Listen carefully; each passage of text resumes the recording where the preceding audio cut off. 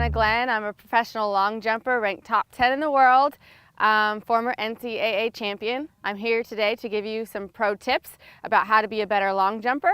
And to start with that, we're going to talk about the approach, which is by far the biggest component to being a good long jumper, is having a consistent approach that's fast, that has its own rhythm, and that you can set up a good jump for. So if you don't have that, you're not going to be a good long jumper.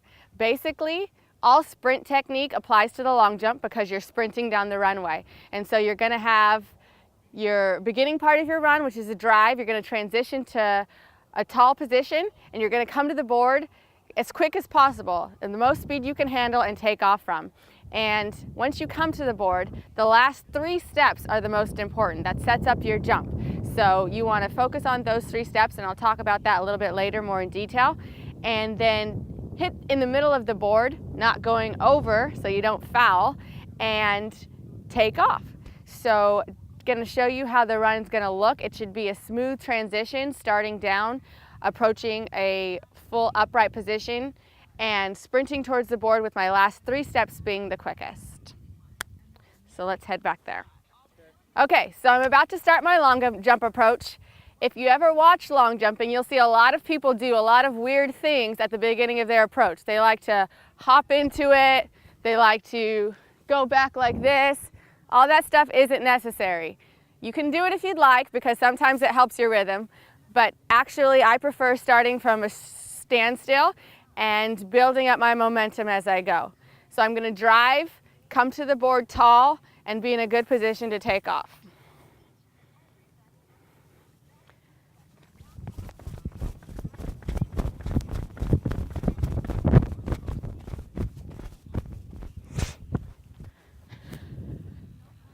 So a big part of long jumping is obviously getting a fair jump, and that means jumping on or behind any part of this white area. Ultimately, your goal is to get as much of this board as you can without going over. Once you go over, that's considered a foul. So I'm trying to get most of this board as I can without going over. For me, it's all about steering to this point. I have my run that starts about 40 meters back, and about 6 strides out, I'll have a check mark, and that's going to tell me where I'm at in my run and if I've been consistent up until that point. And if that's true, I know that once I get here, I'll be right on the board. The closer I get, I'm seeing the board with my peripheral vision. And so once I hit it, hopefully I'm hitting it right in the middle of the board and getting the most out of that to get a fair jump.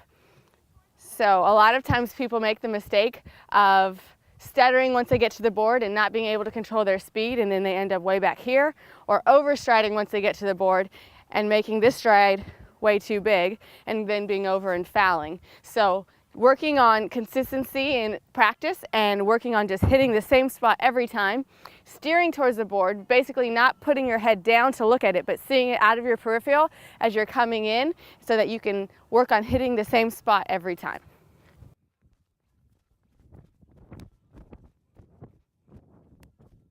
And that's my pro tip for you on how to do a successful long jump approach.